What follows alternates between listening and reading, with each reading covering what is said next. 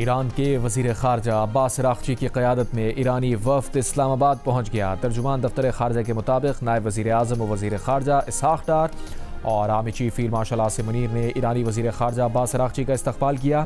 اعلیٰ حکام بھی ایرانی وزیر خارجہ کے استقبال کے موقع پر موجود تھے۔ دورے کے دوران ایرانی وزیر خارجہ پاکستان کی اعلیٰ قیادت سے ملاقاتیں کریں گے۔ ملاقاتوں میں خطے کی تازہ صورتحال اور امن و استحکام کے لیے جاری کوششوں پر تبادلہ خیال ہوگا۔ اسحاق ڈار نے سوشل میڈیا پر بیان میں کہا کہ اپنے بھائی ایرانی وزیر خارجہ عباس اراغچی کا فیلڈ مارشل سید عاصم منیر اور وفاقی وزیر داخلہ محسن نقوی کے ساتھ اسلام آباد میں استقبال کر کے خوشی ہوئی۔ علاقائی امن و سلامتی کے لیے بامعنی انگیجمنٹ کے منتظر ہیں۔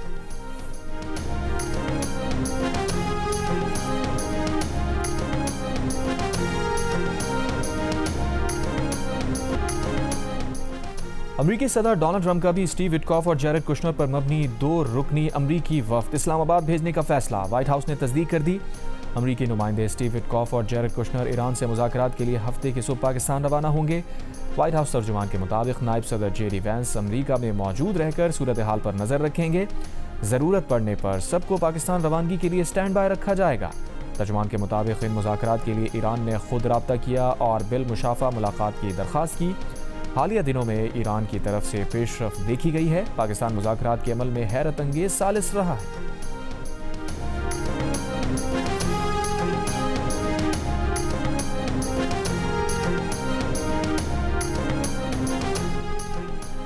امریکی صدر ٹرمپ نے کہا ہے کہ ایران بات چیت کرنا چاہتا ہے، دیکھنا ہے کہ آیا کوئی معاہدہ ہو سکتا ہے یا نہیں۔ برطانوی خبر ایجنسی سے گفتگو کرتے ہوئے کہا، امریکی حکام ایران کے ساتھ مذاکرات میں ان افراد سے بات کر رہے ہیں جو اب با اختیار ہیں۔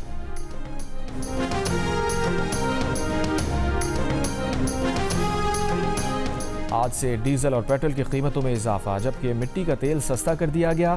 پیٹرول 26 روپے 77 پیسے فی لیٹر مہنگا کر دیا گیا۔ پیٹرول کی نئی قیمت 393 روپے 35 پیسے فی لیٹر مقرر۔ ڈیزل کی قیمت میں بھی 26 روپے 77 پیسے فی لیٹر اضافہ۔ ڈیزل کی نئی قیمت 380 روپے 19 پیسے فی لیٹر مقرر۔ مٹی کا تیل 63 روپے 60 پیسے فی لیٹر سستا۔ مٹی کے تیل کی نئی قیمت 365 روپے 21 پیسے فی لیٹر ہو گئی۔ ذرائع کے مطابق وفاقی حکومت نے پیٹرول پر لیوی میں اضافہ کر دیا۔ پیٹرول پر لیوی 26 روپے 77 پیسے فی لیٹر بڑھا دی گئی۔ پیٹرول پر لیوی 107 روپے 38 پیسے فی لیٹر کر دی گئی۔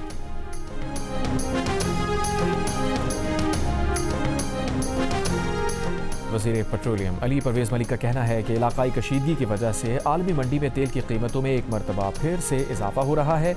دعا ہے جلد علاقائی امن میں پیش رفت ہو اور عوام کو قیمتوں میں ریلیف فراہم کیا جا سکے۔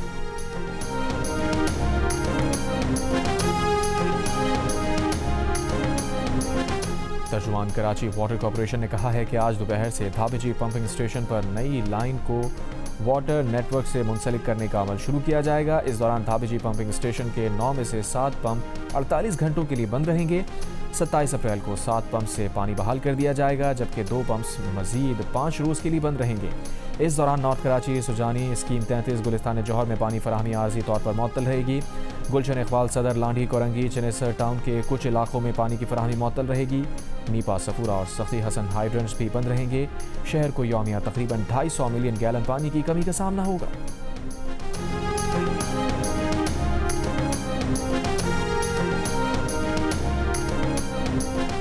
ایرانی پاسداران انقلاب نے کہا ہے کہ امریکی فوج کے ساتھ تعاون کے شبے میں ایک جہاز کو قبضے میں لے لیا ہے۔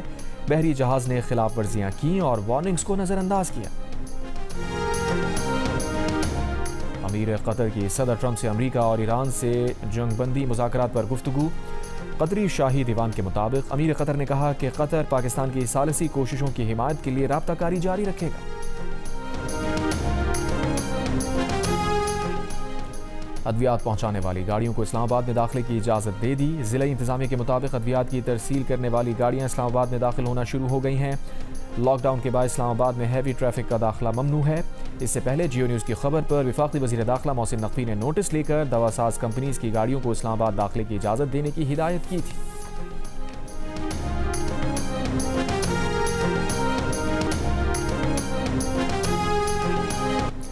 وزیر اعلیٰ سندھ مراد علی شاہ نے کہا ہے کہ مختلف جگہوں پر جب ان سے سوال کیا جاتا ہے کہ کراچی کی یونیورسٹی روڈ کیوں نہیں بناتے تو انہیں شرمندگی کا سامنا کرنا پڑتا ہے۔ ان کا کہنا تھا کہ اب تو میمز ہی بن گئی ہیں کہ ہرموز کھل گئی ہے لیکن یونیورسٹی روڈ نہیں کھلی. پتہ نہیں شاید کسی نے یہاں کے لوگوں کی باتیں سن لیں اور ہرموز پھر بند ہو گئی. مراد علی شاہ کا کہنا تھا کہ کوشش کر رہے ہیں کہ کراچی کے مسائل حل کریں.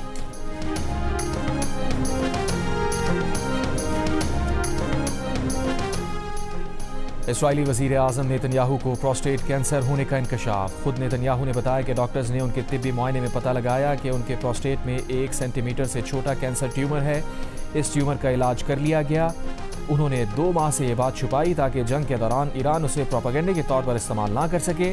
اس سے پہلے دسمبر 2024 میں نیتن یاہو کے بڑے ہوئے پروسٹیٹ کا آپریشن کیا گیا تھا.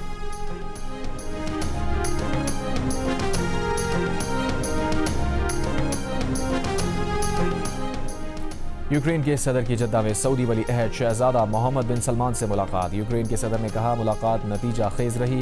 مشرق وسطی اور خلیج کی صورتحال پر بھی تبادلہ خیال.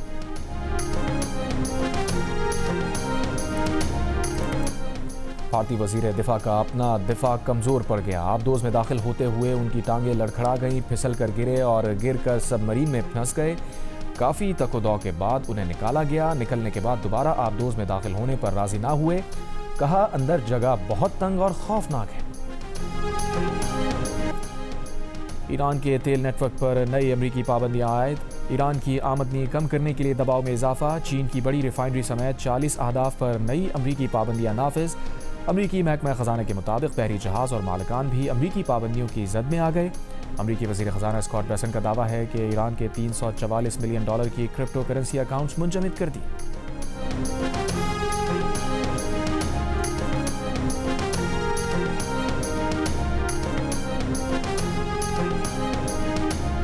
ایرانی پارلیمنٹ اسپیکر باقر غالیباف نے کہا ہے کہ ڈالر سویپ اور دیگر مالیاتی اقدامات کا مقصد امریکی اثاثوں کی بے ہنگم فروخت کو روکنا ہے.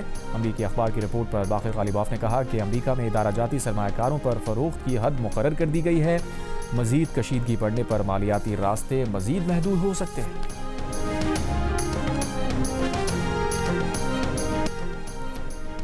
ایران میں عوام کی جانب سے حکومت اور مسلح افواج کے حق میں مظاہرے جاری. تہران کے انقلاب اسکوائر پر ہزاروں خواتین اور مردوں نے سپریم لیڈر, حکومت اور فوج کے حق میں نعرے لگائے.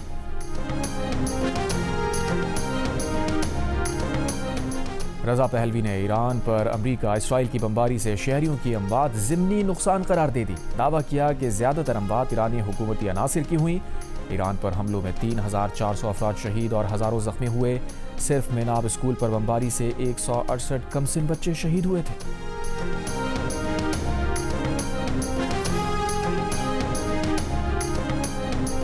اور امریکہ میں مہلک انجیکشن اور فائرنگ اسکواڈ سے سزائے موت بحال. امریکی محکمہ انصاف کے مطابق مہلک انجیکشن اور فائرنگ اسکواڈ سے خطرناک مجرموں کو سزائے موت دی جا سکے گی. اپیلیں ختم ہونے پر سزائے موت پر عمل درآمد ہوگا. 44 مجرموں کو سزائے موت کی منظوری. بائیڈن دور کی پابندی ختم.